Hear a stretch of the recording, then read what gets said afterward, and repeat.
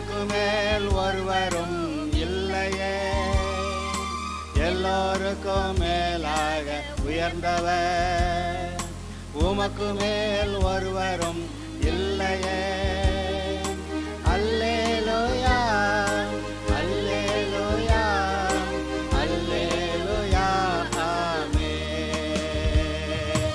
அல்லேலூயா அல்லேலூயா அல்லேலூயா ஆமென். ஒருவரால் சிருஷ்டிக்கப்படாமலே தாமாக என்றென்றும் இருப்பவர். இப்பொழுதும் கூட மனுக்குலத்தின் வரலாற்றிலே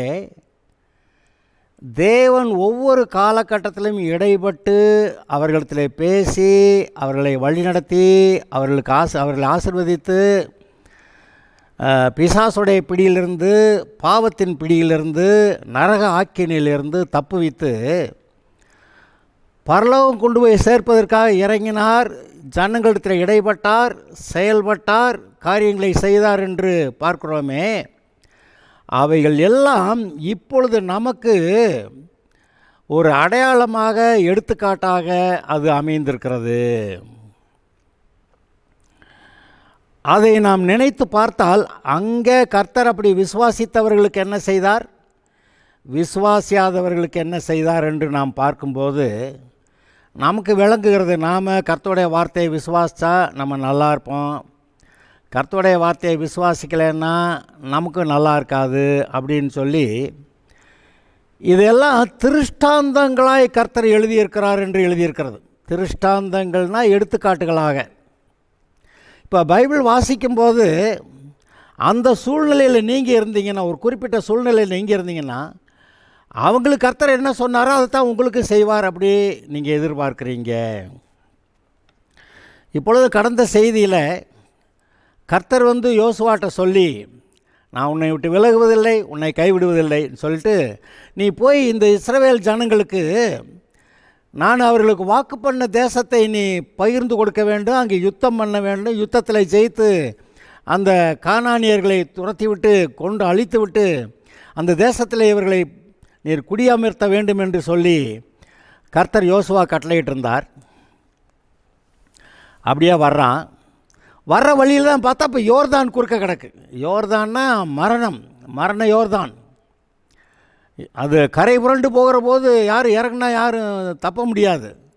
அது ஏன் அப்படி எழுதியிருக்க, கரை புரண்டு போகிறப்பன்னு எழுதியிருக்குன்னா, அங்கே அந்த யோர்தான் நதி அந்த கலிலேயா கடலுக்கு வருகிற அந்த பகுதியும் சரி, கலிலேயா கடல்லேருந்து வெளியேறி தண்ணீர் வருகிறத அந்த பகுதியும் சரி, அங்கே பார்த்திங்கன்னா மற்ற இடங்களை காட்டிலும் கலிலேயா கடல், அப்புறம் இந்த சவக்கடல் இருக்குல்ல, அது ரொம்ப ஆழத்தில் 1330 அடி கடல் மட்டத்திலிருந்து இந்த சவக்கடல் 1330 அடி பள்ளத்தில் இருக்குது. அப்போ மேலே இருக்கிற தண்ணீர் 1330 அடி பள்ளத்துக்கு போகணுமானா அந்த யோர்தான் நதியில் வரணும். அது எப்படி வந்திருக்கும்? அப்போ அங்கே யோர்தான் நதி தான் பகுதியில் அதை ஆரம்பித்து, தான் கோத்திரத்தார் பகுதியில் ஆரம்பித்து, அதாவது இஸ்ரேல் தேசத்தோடைய வடபகுதியில் ஆரம்பித்து அந்த யோர்தான் நதி முதல்ல அந்த கலிலேயா கடலுக்கு வரணும். அந்த யோர்தான் நதி தான் கோத்திரத்திலேருந்து கலிலேயா கடல் வர வரைக்கும் அது பெரிய தலைகளாக வர்ற மாதிரி ஒரு பெரிய பள்ளமாக வரும். இந்த வள்ளல்ல அது கரை புரண்டு ஓடுகிற, அதை நினச்சி பாருங்கள்.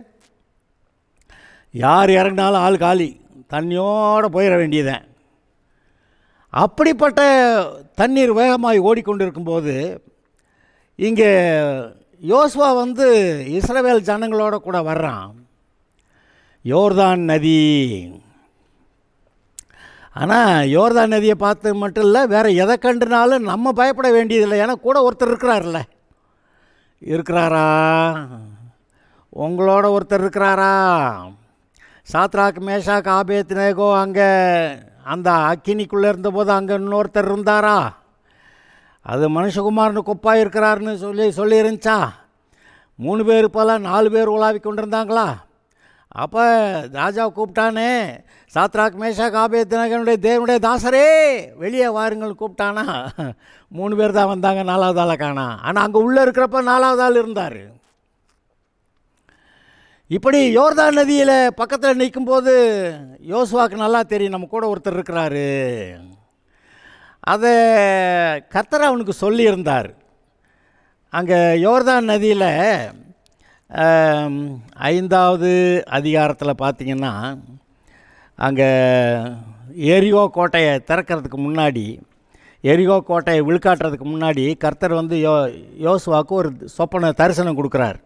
அந்த தரிசனத்தில் பின்ன யோசுவா எரிகோவின் வெளியிலிருந்து தன் கண்களை ஏறெடுத்து பார்க்கும்போது இதோ ஒருவர் அவனுக்கு எதிரே நின்றார். உருவின பட்டயம் அவர் கையில் இருந்தது. யோசுவா அவரிடத்திலே போய், நீர் எங்களை சேர்ந்தவரோ எங்கள் சத்துருக்களை சேர்ந்தவரோ என்று கேட்டான். அதற்கு அவர், அல்ல, நான் கர்த்தருடைய சேனையின் அதிபதியாய் இப்பொழுது வந்தேன் என்றார். அப்பொழுது யோசுவா தரையிலே மூங்குப்புற விழுந்து பணிந்து கொண்டு அவரை நோக்கி, என் ஆண்டவர் தமது அடியேனுக்கு சொல்லுகிறது என்ன என்று கேட்டான். அப்பொழுது கர்த்தருடைய சேனையின் அதிபதி யோசுவாவை நோக்கி, உன் கால்களில் இருக்க பாதரட்சிகளை கழட்டி போடு, நீ நிற்கிற இடம் பரிசுத்தமானது என்றார். யோசுவா அப்படியே செய்தான். சரி, அது சொல்கிறார், நான் கர்த்தருடைய சேனையின் அதிபதியாய் இப்பொழுது வந்தேன் என்றார். அப்பொழுது யோசுவா தரையிலே மூங்குப்புற விழுந்து பணிந்து கொண்டு அவரை நோக்கி, என் ஆண்டவரை தமது அடியேனுக்கு சொல்லுகிறது என்னவென்று கேட்டார். இங்கே பாருங்கள், இப்போ முந்தின செய்தியில் யோர்தான் நதி பிரிந்ததை பற்றி பார்த்தோம். அங்கே கர்த்தர் என்ன சொல்லியிருந்தார், நான் கூட வருவேன், ஆசாரியர் இருக்கிறாங்க, பெட்டியை சுமந்துக்கிட்டு போகட்டும், அங்கே நிற்கட்டும், இஸ்ரவேல் ஜனங்களாம் கடந்து போகட்டும், தண்ணீர் திரும்பி போகும். எங்கே போச்சான்? ஆதாம் ஊர் வரைக்கும் போச்சான்னு வாசிங்க. அப்போ ஒவ்வொரு விஷயத்திலையும் கர்த்தர் தன்னோட இருக்கிறார் என்று யோசுவா அறிந்து, இப்பொழுது எரிகோ கோட்டை அவனுக்கு முன்பாக இருக்கிறது, இதை என்ன செய்ய போகிறான் அப்படின்னு ஒரு வேளை யோசித்தானோ என்னவோ. நீங்களும் அப்படி பல பிரச்சனை சமயத்தில் யோசிக்கிறீங்கள, நம்ம என்ன செய்ய போகிறோம்? மயிரை கூட கற்பா வெள்ளையாக மாற்ற முடியாது, உண்மைதான். ஆனால் என்னை பலப்படுத்துகிற கிறிஸ்துவனாலே எல்லாவற்றையும் செய்ய எனக்கு பலன் உண்டு சொல்லுவீங்களா? நம்ம பலத்தில் ஒன்றும் செய்ய முடியாதுங்க. கர்த்தருடைய அனுமதி இல்லைன்னா அந்த அடைக்கலான் குருவிகளை ஒன்று கூட தரையில் விழாது அப்படி சொல்கிறாரு. உங்கள் தலையில் இருக்கிற மயிரெல்லாம் என்ன பண்ணுறதுக்குங்கிறாரு. அப்போ உங்களோட கூட கர்த்தர் இருந்தால் அவர் சொன்ன எல்லாத்தையும் நீங்கள் செஞ்சுருவீங்க. உண்மைதான், நம்முடைய பலத்தில் பரத்திலிருந்து ஒருவனு கொடுக்கப்பட்டாலும் ஒழியா ஒருவனும் ஒன்றையும் பெற்றுக்கொள்கிறதில்லை, ரைட்டு. நம்முடைய பலத்தில் ஒருத்தனை மயிரை கூட கருப்பாக சகப்பாக வெள்ளையாக மாற்ற முடியாதுங்கிறது உண்மை. ஆனால் பவுல்னு ஒன்று சொன்னால் பார்த்தீங்களா, என்னை பலப்படுத்துகிற கிறிஸ்துவனாலே எல்லாவற்றையும் செய்ய எனக்கு பலன் உண்டு. இப்பொழுதும் உங்களை கர்த்தர் எந்தெந்த விஷயத்தில் பலப்படுத்துகிறாரோ அதெல்லாம் செய்ய உங்களுக்கு பலன் உண்டு. அதை கொடுப்பதற்கு கர்த்தர் உங்களோடு கூட இருக்கிறார். இப்போ இந்த யோசுவா விஷயத்தில் எரிகோ கோட்டைக்கு முன்னாடி போகிறப்ப அங்கே வந்து நிற்கிறார்ல, இதோ சேனையின் அதிபதியாய் வந்தேன் அப்படிங்கிறாரு. அப்போ சேனையின் அதிபதியாக எதுக்கு? யுத்தம் பண்ணுறதுக்கு. யோசுவா போய் எல்லா ஜனங்கள்கிட்டையும் அந்த தேசத்தில் இருக்க எல்லா கானானியர்கிட்ட யுத்தம் பண்ணி அவங்கள காலி பண்ணிட்டு இஸ்ரவேல் ஜனங்களை குடியேற வைக்கணும். அப்போ யுத்தம் பண்ணுகிறதுக்கு சேனையின் அதிபதியாய் ஒருவர் வருகிறார். இங்கே யோர்தான் நதி விஷயத்தில் அங்கே கர்த்தருடைய பெட்டியவே கொண்டு போய் வைக்க சொல்கிறார். அங்கே நில்லு, கர்த்தருடைய பெட்டியை சுமந்துக்கிட்டாங்க, நில்லு. இன்றைக்கு நீங்கள் உங்களுடைய இருதயமாகிய கர்த்தருடைய பெட்டி, கர்த்தர் இருதயத்தில் தான் இருக்கிறாரா? பழைய ஏற்பாட்டில் எந்த மனுஷனுக்குள்ளே அவரால் குடியிருக்க முடியல. ஏன்னா பாவத்துக்கான பரிகாரம் செய்யப்படலை. எல்லா மனுஷனும் பாவி, எல்லா மனுஷனோட இருதயமும் பாவம். அதனால் கர்த்தர் எந்த மனுஷனோட இருதயத்துக்குள்ளும் குடியிருக்க முடியல. வருவார், வேலையை பார்ப்பார், போயிடுவார். ஆனால் புதிய ஏற்பாட்டில் நீங்கள் நான் இப்போ கர்த்தர் நமக்குள்ளே குடியிருக்கிறாரு. அன்றைக்கி கர்த்தருடைய பெட்டி ஆலயத்தில் ஆசரிப்பு கூடாரத்தில் இருந்த பெட்டி, அந்த பெட்டியில் அந்த நியாயப்பிரமாண 10 கற்பனைகள், ஆரோனுடைய தொழிற்த கோல், ஒரு மண்ணா ஒரு பாத்திரம், இது 3 அதுக்குள்ளே இருந்தது. அதெல்லாம் தேவன் இதன்படி செயல்படுகிறவர்னு காட்டுறதுக்கு. அது கிருபாசனம்ங்கிற ஒரு பலகை, கிருபாசனம், பொன்னினாலான அந்த கிருபாசனம் அதை மூடிக்கொண்டிருந்தது. அது மேலே கர்த்தருடைய பிரசன்னம் விளங்கியது. அங்கே கர்த்தருடைய பெட்டியை சுமந்துக்கிட்டு போய் ஆசாரியர் நின்னாங்க. இப்போ கர்த்தருடைய பெட்டி யார்? நீங்கள் தானே, நீங்களும் நானும் தான். அவர் உங்களோடு நான் உடன்படிக்கை பண்ணினேன்கிறாரு. உங்களுக்காக சிந்தப்பட்ட புதிய உடன்படிக்கையின் ரத்தம் இதுவே அப்படிங்கிறாரு. அப்போ பெட்டி அங்கே வெளியில் இருந்த காலம் போய் அந்த கர்த்தருடைய பெட்டி இப்போ நம்முடைய உள்ளத்தில், இருதயத்தில் இருக்கிற காலமாக இது இருக்கிறது. இப்போ நீங்கள் ஏதாவது ஒரு சில்லற பாவம் செஞ்சு விட்டீங்க, ஐயோ ஐயோ ஐயோன்னு அலறிட்டு ஐயோ மனம் திரும்புகிறேங்கிறீங்க. பாவம் செஞ்சவனை போட நான் உங்கள்கிட்ட இருக்க மாட்டேன் அப்படின்னு கிளம்பி போயிட்டாரா? ஒழுங்காக பார்த்துக்க அப்படின்னு சொல்லி உங்களை ஒழுங்குபடுத்திட்டு அங்கே தான் இருக்கிறாரு. என்ன அதிசயம்! நீங்களும் நானும் கர்த்தருடைய பெட்டியாக நம்முடைய இருதயம், நம்முடைய சரீரம் இருக்கும்படியாக கர்த்தர் ஏற்பாடு செய்திருக்கிறார். இந்த சரீரம் ஒன்றும் இல்லைங்க, மண்ணிலேருந்து வந்தது மண்ணுக்கு போகுதுன்னு சொல்லுவோம். ஆனால் நம்முடைய ஆவி இருக்கிறதே, நம்முடைய ஆவி தேவனிடத்திலிருந்து வந்தது. ஆதாமை சிருஷ்டிக்கும் போது கர்த்தரோட தம்முடைய ஜீவ சுவாசத்தை அவனுக்குள்ளே ஊதினார், அவன் ஜீவாத்மாவானான். அப்போ அவன் ஒரு லேஸ்பட்ட ஆள் கிடையாது. தேவனுக்கு சமமானவனாக ஒரு ஆவியை உடையவனாக இருக்கிறான். அப்படி ஆள் அவன் தான் பாருங்கள் ஏமாந்துட்டான். இப்போ மறுபடி இப்போ நமக்குள்ளே உயிர்ப்பித்த இயேசுடைய வல்லமை, பரிசுத்த ஆவியானவர், ஏன் இயேசுவே, ஏன் பிதாவே கூட நமக்குள்ளே இருக்கிறார். உடன்படிக்கையின்படி நம்மோடு கூட இருக்கிறார். நீ என்னோட கூட இருந்தால் நான் உன்னோட கூட இருப்பேன். அதான் உடன்படிக்கை. ஆபிரகாமுக்கு என்ன உடன்படிக்கை? நீ உன்னுடைய குமாரனை செலுத்து, நான் என்னுடைய குமாரனை கொடுக்குறேன். அவன் தன்னுடைய குமாரனை கொடுக்குறேன்னா தேவன் தம்முடைய குமாரனை கொடுத்தாரு.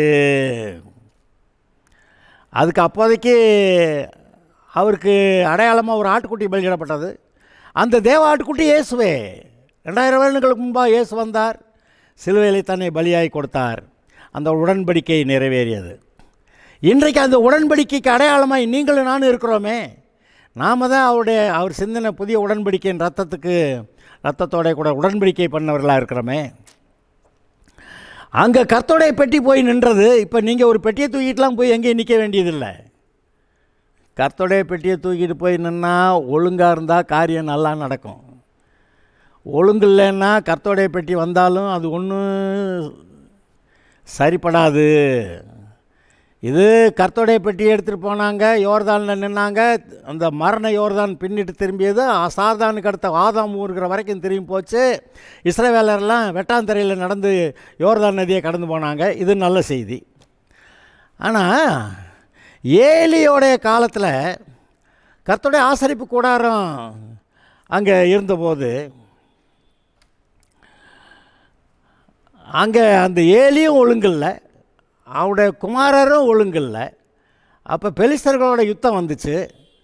அந்த யுத்தத்தின் போது இந்த ஏலியோட குமாரர் 2 பேரும் கர்த்தருடைய பெட்டியை தூக்கிட்டு நம்ம யுத்த காலத்துக்கே போயிடலாம் அப்படின்னு சொல்லி கர்த்தருடைய பெட்டியை தூக்கிட்டு அங்கே போயிட்டாங்கங்க.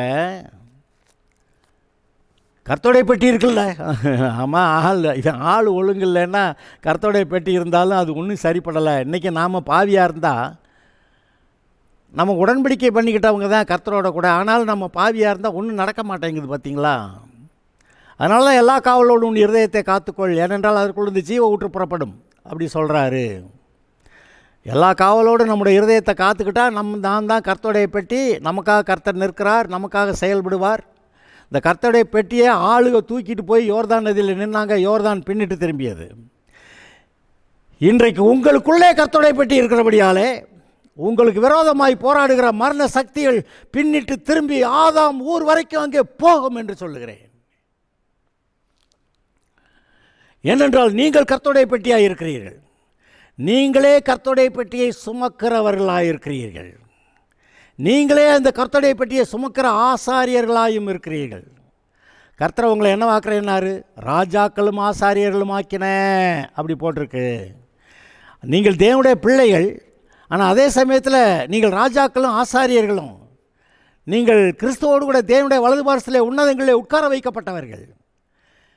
அப்பேற்பட்ட ஒரு உடன்படிக்கையோடு கூட நீங்கள் இருக்கிறீர்கள். நீங்கள் சாதாரண ஆள் கிடையாது. நீங்கள் யாரும் உங்களை தூசி குப்பை பாவியெல்லாம் எதுவும் பேசிடக்கூடாது. அப்படி பேசினா அவரையே நீங்கள் நம்பலைன்னு அர்த்தம். அவர் ஒன்று சொன்னால் நீங்கள் ஒன்று சொல்கிறீங்கன்னு அர்த்தமாயிரும். ஆனால் அவர் சொன்னதை நீங்கள் ஒத்துக்கொள்ளும்போது, அவர் வார்த்தையின்படி நீங்கள் செயல்படும்போது, அவர் சொன்ன காரியங்கள் உங்கள் மூலமாய் நடைபெறுகின்றன. இன்றைக்கு நீங்கள் கர்த்தருடைய பெட்டியாக இருக்கிறபடியாலே ஒத்துக்கலாமா?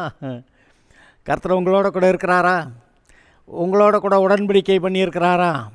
அப்போ அவரோடைய காரியங்களுக்கு தேவைப்படும் போதெல்லாம் உங்களை கூப்பிடுவார். போய் சுவிசேஷ அறிவி, இங்கே சொல்லு, அதை சொல்லு, இந்த சமயத்தில் கரெக்டாக நில்லு, இந்த சமயத்தில் பாவம் செய்யாத, இந்த சமயத்தில் அவன் பேச்ச கேட்காத, நான் சொல்கிறபடி செய், அப்படியெல்லாம் சொல்லி உங்களை வச்சு காரியத்தை சாதிப்பார். அப்புறம் உங்களுக்கு ஏதாவது பிரச்சனைனா அவர் வந்து நிற்கிறாரு. உங்களுக்கு வியாதி வந்துருச்சு, எதிரிகள் வர்றாங்க, நம்ம ஒழுங்காக இருந்தாலும் பிரச்சனையாக இருக்குது, அவர் வந்து நிற்பார். வசனத்தை சொல்லுங்கள், எதிர்த்து அப்பொழுது அந்த பிசாசு ஓடி போவான். தேவனை கீழ்ப்படிந்திருங்கள், பிசாசுக்கு எதிர்த்து நில்லுங்கள், அப்பொழுது அவங்களை விட்டு ஓடி போவான் என்று எழுதியிருக்கிறது. அப்போ நீங்கள் கர்த்தருடைய பெட்டியாக இருக்கீங்க.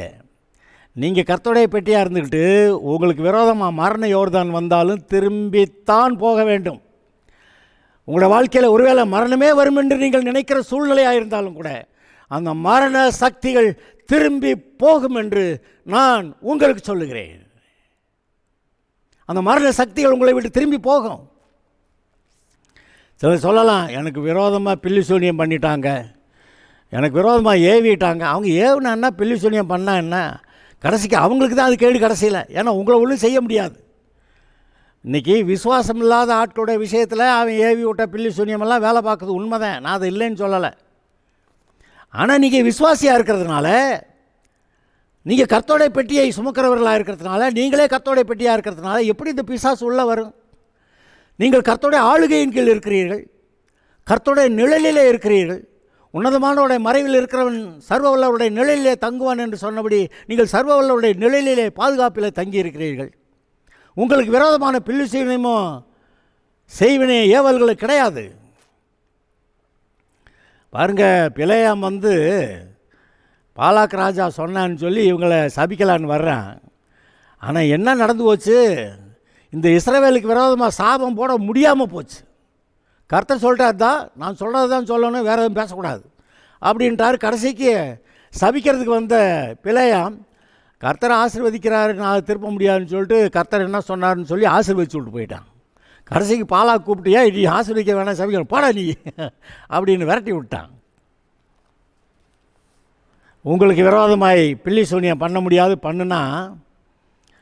பண்ணுனாங்கன்னா அது அவங்களுக்கு தான் கேடு. ஏன்னா அந்த பிசாசை ஏவி விடுவான், அது நம்மக்கிட்ட வரும். நம்மக்கிட்ட தான் ஒன்றும் பண்ண முடியாது. நம்ம கர்த்தருடைய பெட்டியாக இருக்கான், கர்த்தருடைய நிழலில் இருக்கான், கர்த்தருடைய பாதுகாப்பில் இருக்கான். அக்கினி மதில் சூழ்ந்திருக்கிறது, உள்ளங்கையில் வரைஞ்சிருக்கிறாரு, கண்ணின் மணியை போல் காக்கிறாரு.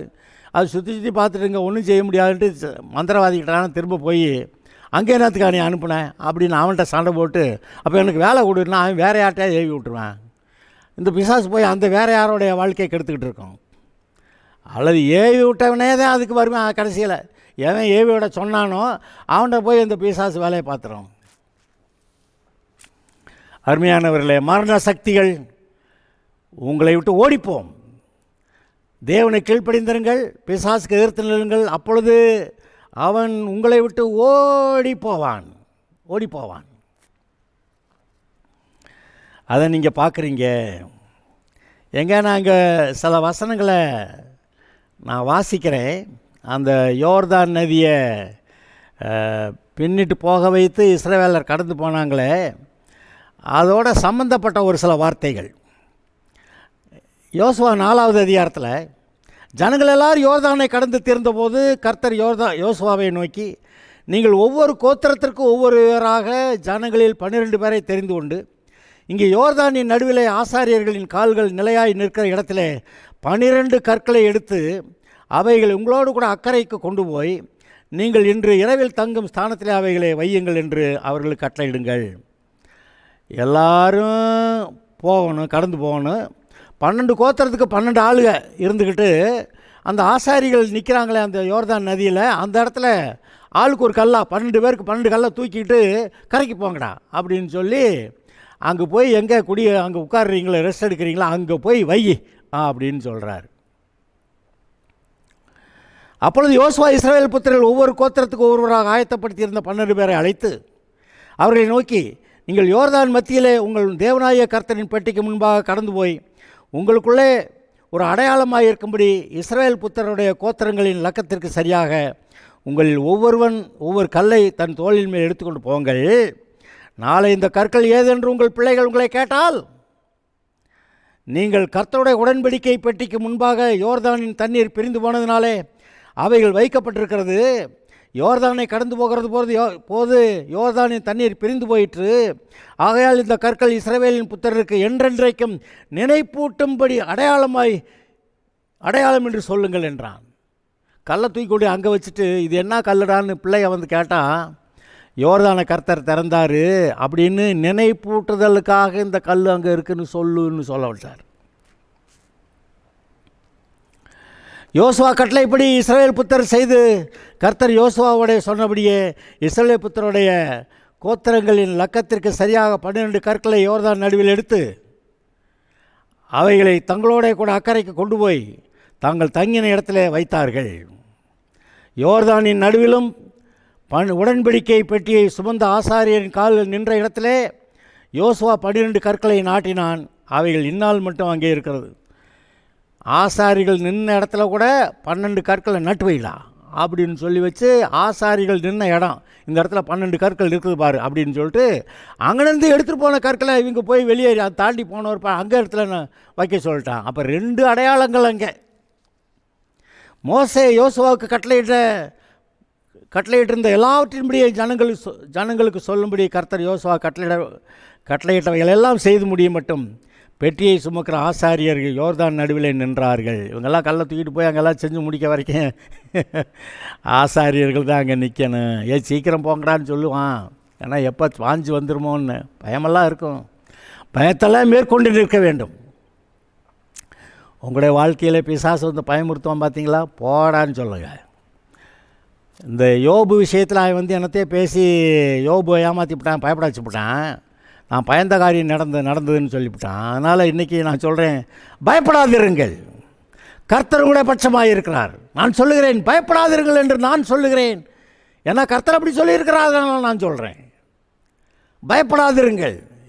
யோபு பயந்து போய் மாட்டிக்கிட்டான். இப்போ நீங்கள் பயப்படாதீங்க, நீங்களும் அதுபோல் பயந்து மாட்டிக்கிறாதீங்க, கர்த்தர் கூட இருக்கிறார். ஜனமெல்லாம் கடந்து போன பின்பு கர்த்தருடைய பெட்டியும் கடந்தது. ஆசாரியர் ஜனத்துக்கு முன்பாக போனார்கள். ரூபன் புத்திரரும் காத் புத்திரரும் அது வேறு கதை, அதை பார்த்துக்கலாம்.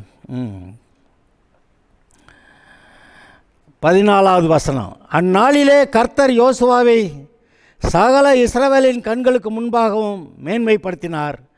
அவர்கள் மோசேக்கு பயந்திருந்தது போல அவனுக்கும் அவன் உயிரோடு இருந்த நாளெல்லாம் பயந்திருந்தார்கள். எப்படி பாருங்கள். அப்புறம் இந்த தொடர்ச்சி வாசித்தரலாம். சாட்சியின் பெட்டியை சுமக்கிற ஆசாரியர் யோர்தானின் கரையிலிருந்து மேலே ஏறும்படி அவர்கள் கட்டளையிடு என்றார். யோசுவா யோர்தானின் கரையிலே யோர்தானிலிருந்து கரையேறி வாருங்கள் என்று ஆசாரியர்கள் கட்டளையிட்டான். அப்பொழுது கர்த்தருடைய உடன்படிக்கையை பற்றிய சுமக்கிற ஆசாரியர் யோர்தான் நடுவிலிருந்து ஏறி அவர்கள் உள்ளங்கால் கரையில் ஊன்றின போது யோர்தானின் தண்ணீர்கள் தங்களிடத்திற்கு திரும்பி முன்போல அதன் கரையெங்கும் புரண்டது. இந்த பிரகாரமாக முதல் மாதம் 10ஆம் தேதியிலே ஜனங்கள் யோர்தானிலிருந்து கரையேறி எரியோவுக்கு கீழெல்லையான கில்காலிலே பாளையம் இறங்கினார்கள். அவர்கள் யோர்தானில் எடுத்து கொண்டு வந்த அந்த 12 கற்களையும் யோசுவா கில்காலிலே நாட்டி, அந்த 12 கல் எங்கே இருக்குது? யோர்தானுக்கு புறத்தில் கில்கால் அப்படின்னா அவங்க வந்து தங்கின இடத்துல நாட்டி வச்சுருக்கிறாங்க. கில்காலில் இருக்குது. இஸ்ரவேல் புத்திரரை நோக்கி, நாளை உங்கள் பிள்ளைகள் இந்த கற்கள் ஏதென்று உங்கள் பிதாக்களை கேட்கும்போது நீங்கள் உங்கள் பிள்ளைகளுக்கு அறிவிக்க வேண்டியது என்னவென்றால், இஸ்ரவேலர் வெட்டாந்தரை வழியாக யோர்தானை கடந்து வந்தார்கள். பூமியின் சகல ஜனங்களும் கர்த்தருடைய கரம் பலத்ததென்று அறியும்படிக்கும், நீங்கள் சகல நாளும் உங்கள் தேவனாய கர்த்தருக்கு பயப்படும்படிக்கும், உங்கள் தேவனாய கர்த்தர் சிவந்த சமுத்திரத்தின் தண்ணீரை நாங்கள் கடந்து தேரும் மட்டும் எங்களுக்கு முன்பாக வற்றி போக பண்ணினது போல, உங்கள் தேவனாய கர்த்தர் யோர்தான் தண்ணீருக்கு செய்து உங்களுக்கு முன்பாக நீங்கள் கடந்து தீர்மளவும் வற்றி போக பண்ணார் என்று அறிவிக்க கடவீர்கள். உங்களுக்குமே இப்போ நீங்கள் ஒரு யோர்தானுக்கு முன்னாடி நிற்கிற மாதிரி காரியமாக இருந்தால் உங்களுக்கு முன்னாடியும் கர்த்தர் அங்கே யோர்தான் தண்ணீரை வற்ற பண்ண மாதிரி, அது மரண யோர்தான், உங்களுக்கு முன்னாடியும் அந்த மரண யோர்தான் தண்ணீரை வற்றி போக பண்ணுவார் என்று இன்று நமக்கு அது போதனையாக இருக்கிறது. நம்பலாமா? இதெல்லாம் எடுத்துக்காட்டுகள் தானா? திருஷ்டாந்தங்கள் தானா? இதெல்லாம் எழுதி வச்சு நம்ம ஏன் இதை உட்காந்து வாசிச்சுக்கிட்டு இருக்கிறோம்? இதன்படி நமக்கு நடக்குங்கிறதானே. அந்த சூழ்நிலை, அது போன்ற சூழ்நிலை நீங்கள் இருந்தால் அது போன்ற காரியங்கள் நமக்கு நடக்கும் என்பது தானே. கர்த்தர் அன்றைக்கு யோசுவாவின் தலையை உயர்த்தினார். ஜனங்கள் எல்லாரும் அவனை நம்பும்படியாக செய்தார்.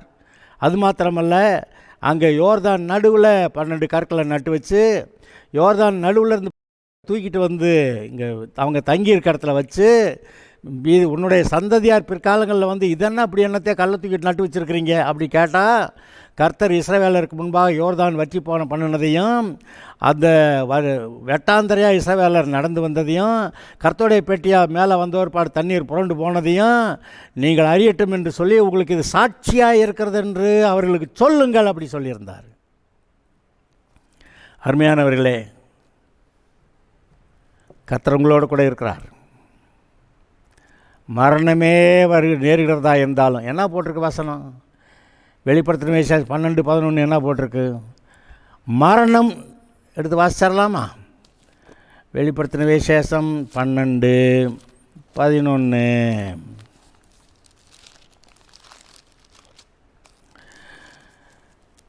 மரணம் நேரிடுகிறதா இருந்தாலும் அதற்கு தப்பும்படி தங்கள் ஜீவனையும் பாராமல் ஆட்டுக்குட்டியின் இரத்தத்தினாலும் தங்கள் சாட்சியின் வசனத்தினாலும் அவனை ஜெயித்தார்கள். இப்போ நம்முடைய வாழ்க்கையில் மரணமே நேரிடுமோ அப்படின்னு இருந்தால் கூட அதற்கு தப்பும்படி தங்கள் ஜீவனையும் பாராமல் செத்துருவோமோன்னு நினச்சிக்கிட்டு இருக்காம ஆட்டுக்குட்டியின் இரத்தத்தினாலும் தங்கள் சாட்சியின் வசனத்தினாலும் அவனை ஜெயித்தார்கள். யாரோ சொன்ன தீர்க்க தரிசனத்துக்கு இல்லை, தங்களுடைய சாட்சியின் வசனம், தங்கள் சாட்சியின் வசனத்தினாலும் அந்த பிசாசை ஜெயித்தார்கள். அப்போ நீங்களும் நானும் என்ன செய்ய போகிறோம்? இந்த ஆட்டுக்குட்டியானவன் ரத்தம் அது நமக்கு தெரியும், நம்மக்கிட்ட இருக்குது, கர்த்தர் கூட இருக்கிறாரு, அதனால தான் ரட்சிக்கப்பட்டோம்.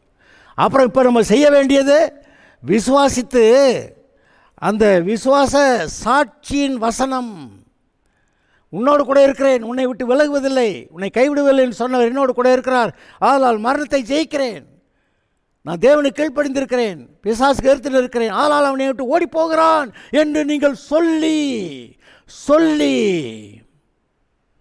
ஆட்டுக்குட்டியானவரின் இரத்தத்தினாலும் சாட்சியின் வசனத்தினாலும் அவனை ஜெயித்தார்கள். இன்றைக்கு நீங்கள் நானும் ஜெயிக்கணும். எதோ ஜெபம் பண்ணிட்டாங்க அப்படியோட இல்லை, ஜெபம் பண்ணி வசனத்தை சொல்லி அறிக்கையிட்டு அந்த பிசாசுக்கு எதிர்த்து நிற்கணும்.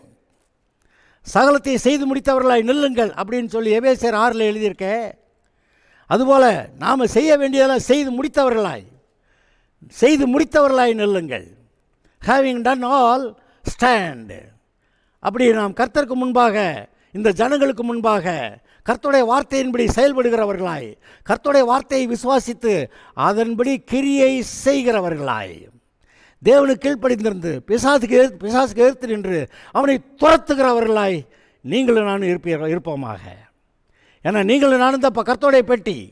அன்றைக்கு ஆசாரிகள் கர்த்தருடைய பெட்டியை தூக்கிட்டு போனாங்க, ஏன்னா எந்த மனுஷனுக்குள்ளேயும் கர்த்தர் இல்லை. ஆனால் இன்று கர்த்தர் உங்களுக்குள்ளே இருக்கிறார். நீங்கள் போகும் இடமெல்லாம் கர்த்தருடைய பெட்டி உங்களோடு கூட வருகிறது. நீங்கள் தான் கர்த்தருடைய பெட்டி. நீங்கள் போனால் யோர்தான் நதி பின்னிட்டு போகும், நீங்கள் போனால் பிசாசு ஓடி போகும், நீங்கள் போனால் மரணம் ஓடி போயிடும். யோர்தான்னா மரணம், ஆதாம் ஊர் வரைக்கும் எங்கே ஆரம்பிச்சிச்சு மரணம்? ஆதாம் கிட்ட, அங்கே வரைக்கும் திரும்பி போச்சு. இன்றைக்கு உங்களுக்கு விரோதமாக வருகிற மரண சக்திகள் திரும்பி ஓடுகிறது. அது எங்கே புறப்பட்டதோ அங்கே அந்த பிசாசுக்கிட்ட போய் சேரட்டும். பாவிகள் ஏவி இருந்தாங்கன்னா அந்த பாவிகள்கிட்ட அது போய் சேரட்டும். உங்களுக்கு விரோதமாக ஏதாவது பண்ணிட்டாங்களாம் தப்ப முடியாது. கர்த்தர் உங்களோடு கூட இருக்கிறார், உங்கள் தலைகளை உயர்த்துகிறார், உங்களை ஜெயமாய் நடத்துகிறவர் உங்களோடு கூட உண்டு. விசுவாசிக்கிறீங்களா? Is God with you? கர்த்தர் கூட இருக்கிறாரா? இம்மானுவேல் கர்த்தர் உங்களோடு கூட இருக்கிறாரா? சொல்லு பார்க்கலாம் ஒரு அல்லேலூயா. Okay, God bless you.